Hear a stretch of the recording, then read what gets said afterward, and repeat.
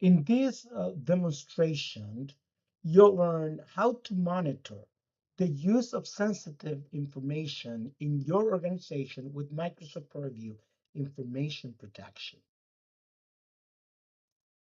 Here, you will learn how information protection can help you classify sensitive data across your organization and get insights from this information to inform and monitor your policies.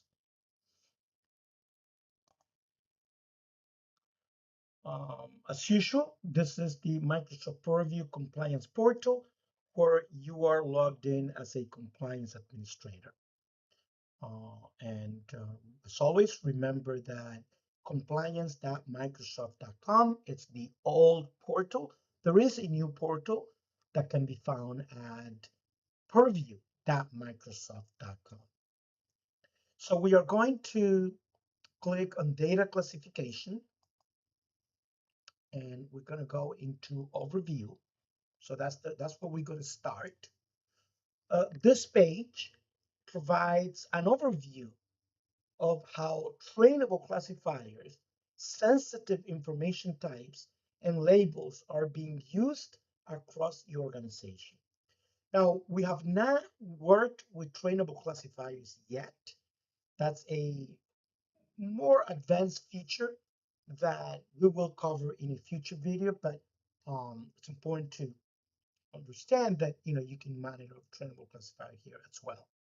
Okay, so here you'll see again, how trainable classifiers used in your organization, and then here you see your colors. So basically, meaning that most of the stuff is the finance, and then HR, and then tax related and that kind of stuff. You could click into these colors and drill down into those documents as well. When it comes to top sensitive info types, sensitive info types most used in your content. Again, Project Obsidian, that's the blue, all full names, credit card numbers.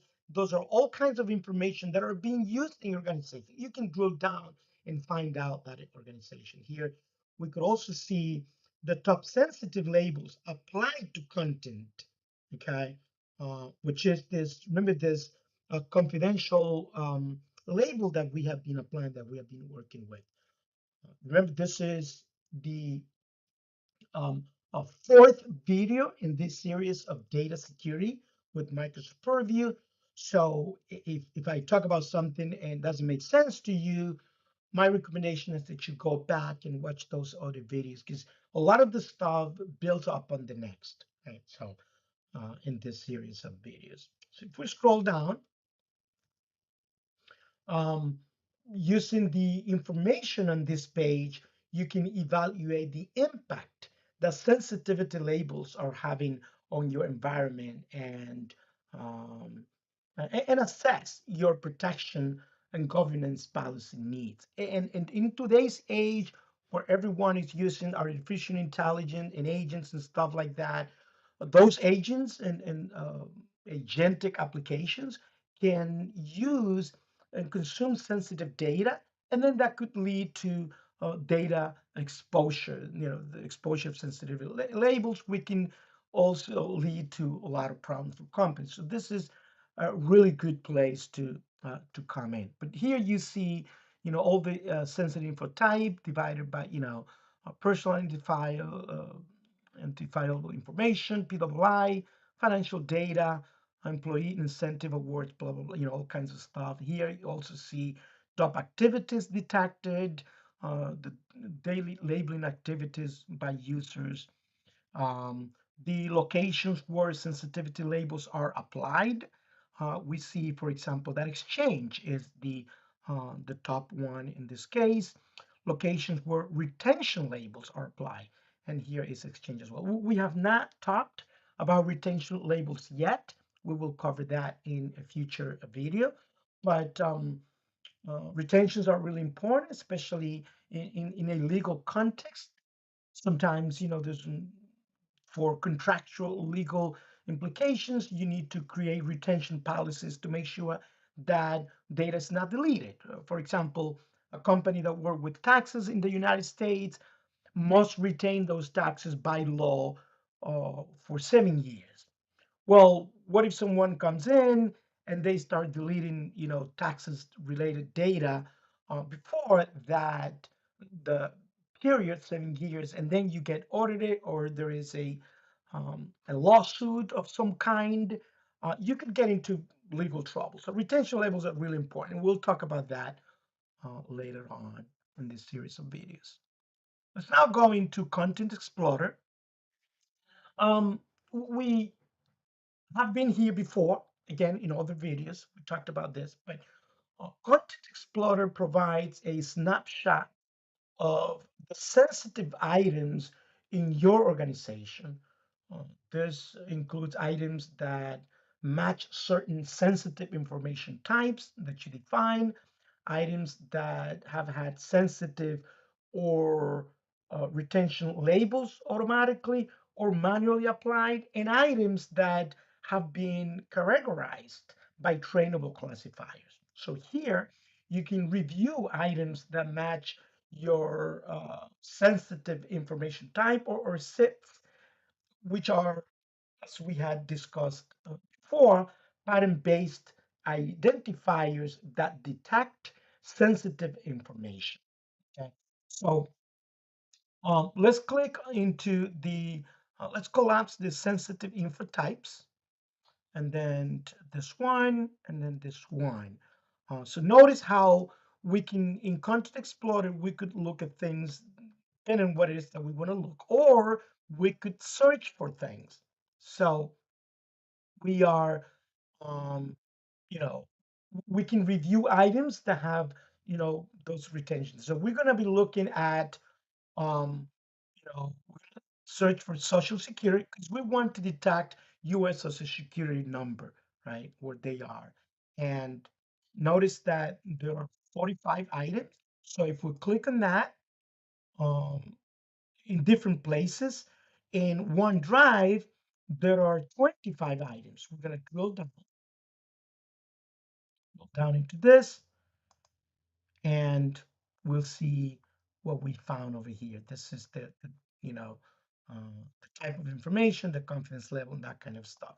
If we open one of these documents, okay, and so we see here, let's expand this, okay, we see here uh, there's a spreadsheet with a lot of sensitive info types that we need to protect. So the source tab here, right here, shows the document itself, and after reviewing the information, you can confirm whether this item and the set are a match, which we are going to do.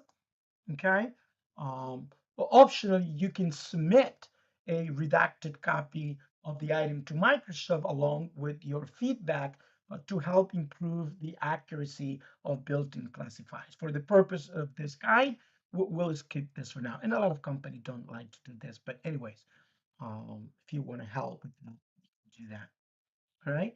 If we click on the contextual summary, this tab shows which parts of the document matched the set attention pattern. And if you click on details, then this tab displays the document's metadata. Okay, we're going to close this now. All right, that's Content Explorer. Now, Activity Explorer. So here you can review activity, not content, activity related to content that contains sensitive information or has labels applied. Label activity is monitored across Exchange, SharePoint, OneDrive, and endpoint devices as well. So let's click on activity. Okay, and so here you can choose all, or you label applied, or labeling simulation, file read, sensitivity label recommended by file. Again, if somebody's remove a label, you can do that as well. Okay, if we scroll down, we see here a lot of activities. The name of the activity, this was label was applied. Um, the file, right? The name of the file, the location where the file is. It's in this case Exchange, the user that did that, so we can track. We can look at the users and also when it happened and whether there is a policy or a rule that was applied to that. Okay. If we click on the activity, we get a lot, more information about what happens over here, again, including the user that is involved in this activity. And we can scroll down to look at other activities as well. Okay. Tons of stuff here. Really, really good stuff. Click on close. And if we go to, um, so what we're going to do here, we're going to look at how we can get additional insights by streaming data from Microsoft Purview Information Protection to Microsoft Sentinel. So let's say that you use Microsoft Sentinel, and for those of you who are not familiar, Microsoft Sentinel is a SIEM and SOAR, right? What we use to monitor information. Now, as a reminder, just came here to ChatGPT so for those of you who may not be very familiar with this terminology, SIEM stands for Security Information and Event Management. And what it does is it collects, centralizes, and analyzes security logs from systems, applications, networks, cloud services, and endpoints to detect suspicious activity. A SIEM basically helps security teams identify threats, investigate incidents, generate alerts, and meet compliance requirements. Now, SOAR stands for Security Orchestration, Automation, and Response, and it helps automate security actions after an alert is detected. For example, SOAR can open a ticket, block an IP address, isolate a device, or notify analysts. So together, SIEM detects and analyzes threats, and then while SOAR automates and coordinates uh, the, the response. Now, it is important to um, clarify that Microsoft Sentinel is a Siemens. I love this, Splunk, Curator, you name it, Microsoft Sentinel. They are both SIEM and SOAR at the same time. In the old days, I cannot think of any reputable SIEM that is not a SOAR, but it could be. But in the old days, um, it was common to see a program that was only SIEM, and there was another one that was Siemens SOAR and that kind of stuff. But nowadays they're kind of mixed, and most of them are Siemens SOAR at the same time. Just want to clarify that. So let's say that we use Microsoft Purview and we want to stream those logs into Microsoft Sentinel because we use Sentinel, to monitor our environment. So we're going to select the name of the existing Microsoft Sentinel workspace. Those of you who are familiar with Sentinel, we need a workspace. What we're going to do, and we're going to go to the Content Hub, and we are going to search for uh, Microsoft Purview. Now, again, we can stream data from a whole bunch of places, whether it is Amazon AWS or Google or other Microsoft Purview related services. We could basically stream all those logs into this SIEM and SOAR, right?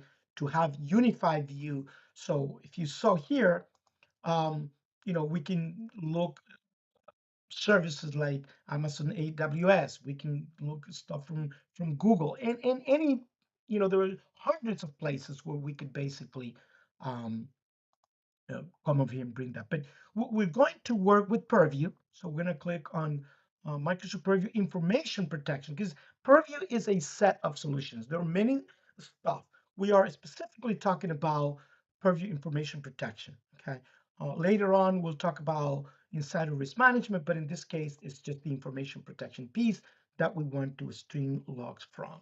I'm going to click on install. This may take a little bit, and then we're going to click on manage. And again, so here is the Microsoft Purview Information Protection connector. We're going to click this. No connector selected yet. This is the connector, right? And then we're going to click open the configuration page, and we are going to connect.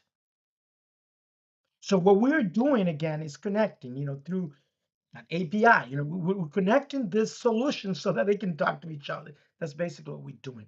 I'm going to click on refresh here. All right. And then now these things are connected. Okay. Notice how you can disconnect it because it's connected. If we scroll down, we see more information over here. We can go into the log analytics space, right? And we're going to run a KQL query here. We're going to replace that. And basically, we're going to say, Microsoft Purview Information Protection, where the event label type equal label remove. So we want to find out. So this query basically will look for label removed events for the research and development SIT, because we want to see if anyone. Yes, we can go into Activity Explorer and we can look into that, but that's more like a manual process kind of.